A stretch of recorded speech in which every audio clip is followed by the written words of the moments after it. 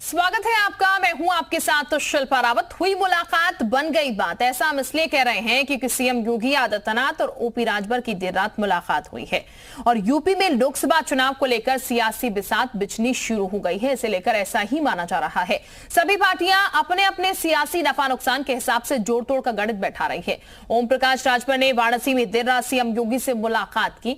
करीब 25 मिनट तक ये मुलाकात चली है और इसी दौरान दोनों के बीच लोकसभा चुनाव में गठबंधन को लेकर बातचीत हुई है, ऐसी खबरें हैं। मुलाकात के दौरान ओपी राजभर के बेटे अरुण राजभर भी मौजूद रहे, जिन्होंने लोकसभा चुनाव में बीजेपी के साथ गठबंधन के संकेत दिए हैं। ये आपको बता दें कि लखनऊ में ओपी राजभर और बीजेपी नेताओं के बीच अंतिम बैठक होगी, जिसके बाद बीजेपी और सुबह गठबंधन का औपचारिक ऐलान कर दिया जाएगा।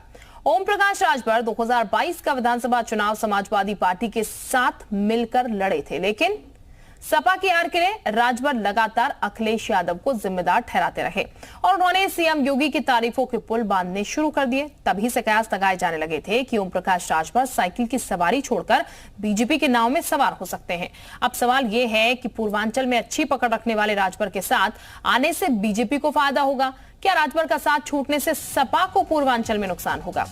अपने खास कार्यक्रम हुई मुलाकात बन गई बात, ऐसे ही कुछ सवालों पर हम चर्चा करेंगे और जानने की कोशिश करेंगे कि इस मेल से कितना फायदा किस पार्टी को मिल सकता है, कितना नुकसान किसको हो सकता है। और ऐसे में अगली मुलाकात को लेकर भी आपको बता दें, कयास जो है वो शुरू हो चुके हैं। लखनऊ में अगली मुलाकात हो सकती है, ऐसी जानकारी फिलहाल लग रही है। हालांकि अभी मुलाकात वाराणसी में हुई।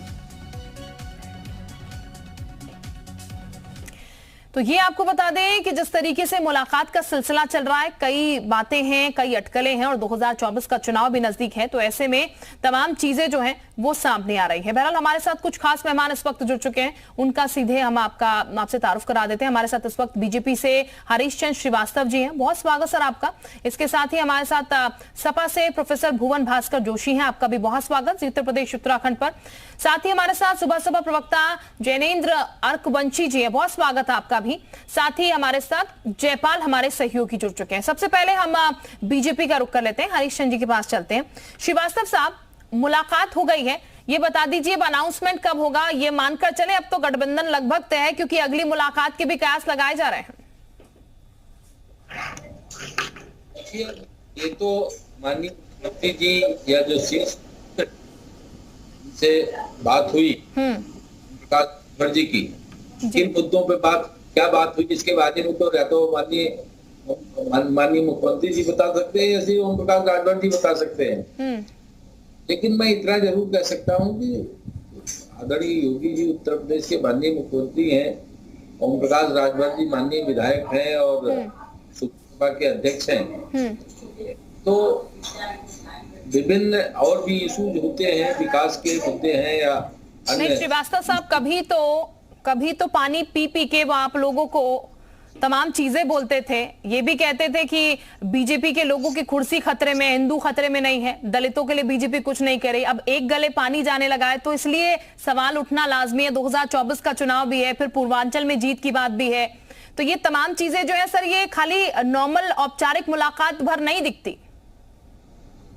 नहीं, अब देखिए, राजनीति तो संभावनाओं का खेल है, इसमें मैं कुछ निष्कर्षात्मक कुछ नहीं बता सकता कि क्या मुलाकात रही होगी, क्या बात रही होगी। लेकिन इतना जरूर कह सकता हूं कि राजनीति में अस्पृश्यता जैसी कोई बात नहीं है और अगर राजनीतिक रूप से पुनः ओम प्रकाश राजभर जी उनकी सुबह सपा पार्टी भारतीय जनता पार्टी के साथ जुड़ना चाहती है या भारतीय जनता पार्टी के साथ मिलकर चुनाव लड़ना चाहती है और उन्होंने भाजपा के नेतृत्व से अपनी ये मंशा व्यक्त की होगी, तो निश्चित रूप से ये जो उनकी असहमतियां थी उस पर भी उन्होंने ये अवश्य ही स्वीकार किया होगा कि हम जो कहते थे वो हमारी भूख थी या हमारी समझ में कमी थी। ठीक, बिल्कुल। यानी कि सर, नफा दोनों तरफ से देखकर आप भी वो तमाम बातें भुलाएंगे और खुले दिल से अपनाने की तैयार है, ये आपकी बातों से भी जाहिर हो रहा है। चलिए मैं आपके पास लौटूंगी सर। इस वक्त जयपाल का जरा हम रुख कर लेते हैं, हमारे सहयोगी जयपाल इस वक्त वाराणसी से जुड़े हैं। जयपाल, ताजा अपडेट अभी क्या है? क्योंकि सुबह भी बताया जा रहा था यहाँ पर कुछ हलचल है, क्या जानकारी अभी? बिल्कुल, देखिए भाजपा के जो अध्यक्ष हैं उन्होंने मुख्यमंत्री योगी आदित्यनाथ से मुलाकात जरूर की और ये मुलाकात जो है वो तकरीबन 25 मिनट चला, देर रात मुलाकात हुई और मुलाकात के बाद उनके बेटे और मुख्य जो वक्ता हैं पार्टी के अरुण राजभर ने ये बात कंफर्म की और इसके बाद ये कयास लगाने शुरू हो गए कि अब क्या राजभर जो है वो बीजेपी के साथ गठबंधन को तैयार है और मुख्यमंत्री से जो 25 मिनट बातचीत हुई है उसमें कौन कौन सी बातें सामने रखी गई। तो हमने जब फोन लाइन पर ओम प्रकाश राजभर से बात की तो उन्होंने कहा कि हाँ मुलाकात हुई है, लेकिन अभी जो बातें हैं वो सार्वजनिक नहीं की जा सकती हैं, आगे रूपरेखा तय होगी। तो ये शिल्पा जो है ये राजनीति में ये कहना बिल्कुल गलत है कि कौन कब किस करवट बैठेगा ये किसी को पता नहीं होता और राजनीति में सब कुछ जायज भी होती है। तो ये वो समुंदर है जिसमें जितनी बार जो गोता लगाता है वो हर बार एक नई मोती लेकर बाहर आता है। तो इस बार राजभर ने गोता लगाने की अपनी मंशा जाहिर की है और देखना होगा कि क्या वो बीजेपी का जो कमल है वो थामने के लिए बेकरार नजर आते हैं। तो ये 2024 के लिए न सिर्फ बीजेपी के लिए बल्कि राजभर के लिए एक लाभदायक जो है वो गठबंधन हो सकता है, क्योंकि 16 लोकसभा सीटें हैं पूरे पूर्वांचल में जिन पर राजभर जातियों का बड़ा एक दबदबा है और प्रभाव भी है और ऐसे में ओम प्रकाश राजभर इसी जातियों की राजनीति करते हैं और इसी के बलबूते वो चाहते हैं कि बीजेपी से नफा नुकसान की इस राजनीति में कुछ ऐसी गणित जो है सामने रखे जिससे उनको भी फायदा हो और बीजेपी को भी फायदा हो। लेकिन इन बीच जो है समाजवादी पार्टी हो बसपा हो ये इनका नुकसान हो जाएगा, ये ऐसा तमाम लोगों को लगता है। लेकिन सवाल यही है कि अन्य पार्टियों को नुकसान होगा, दोनों को साथ आकर एक दूसरे को फायदा तो जरूर होगा, लेकिन अन्य पार्टियों को भी नुकसान हो सकता है, इसकी संभावनाएं यहां पर नजर आ रही हैं। जरा हम सुबह सपा प्रवक्ता जैनेंद्र साहब का भी रुख कर लेते हैं। जैनेंद्र जी, अभी अगर बात की जाए तो ये कहा जाता है राजनीति में ना तो कोई दोस्त है ना कोई दुश्मन है, जो दुश्मनी नजर आ रही थी शायद अब वो दोस्ती में तब्दील हो गई है 2024 के लिए।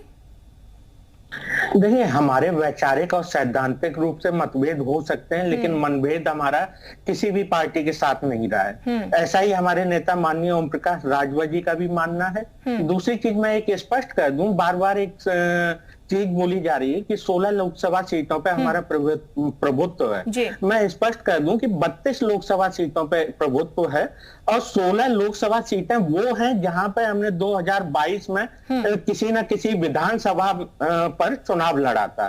तो उसके अलावा जिन लोकसभा सीटों के अंतर्गत विधानसभाएं आ रही थी उन 16 पे हमने चुनाव नहीं लड़ पाए थे, गठबंधन की कुछ मजबूरियां होती हैं उसकी वजह से।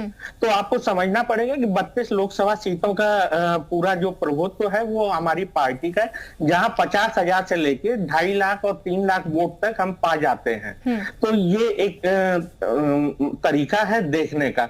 दूसरी चीज की जो राजनीतिक मुलाकात का नाम दिया जा रहा है वो एक मुलाकात थी, क्योंकि माननीय मुख्यमंत्री जी शादी में नहीं आ पाए थे माननीय अरुण राजभर जी की, तो उन्होंने बुलाया था, वो समय दिया था, वहां मिलने पहुंचे और दोनों को उन्होंने बधाइयां दी। माननीय अरुण राजभर जी भी वहां उपस्थित थे, दोनों को एक शादी की बधाइयां दी। और नहीं, इसको लेकर तो शायद मैं थोड़ा सा करेक्ट करना चाहूंगी, शायद जो हमारे पास शायद आप सही जानकारी दे रहे होंगे, लेकिन इसको लेकर ये जानकारी है कि आगामी समय में लखनऊ में मुलाकात होगी उनकी इसी चीज को लेकर, क्योंकि शादी में वो नहीं जा पाए थे, नया जोड़ा जाएगा मुलाकात करने। तो ये हमारे नहीं बिल्कुल जाएगा, हम नया जोड़ा भी जाएगा।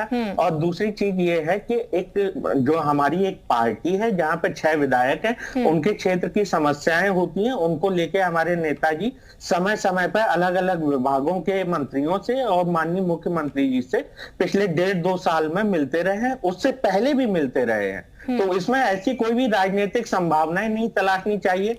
हाँ, तो आने वाले समय में क्या हम देख नहीं सकते आप लोगों को साथ, क्या आने वाले समय में साथ नहीं देख सकते? अगर औपचारिक मुलाकात भी चले, सिग्नल शायद यहाँ पर चला गया, मैं वापस लौटूंगी उनके पास।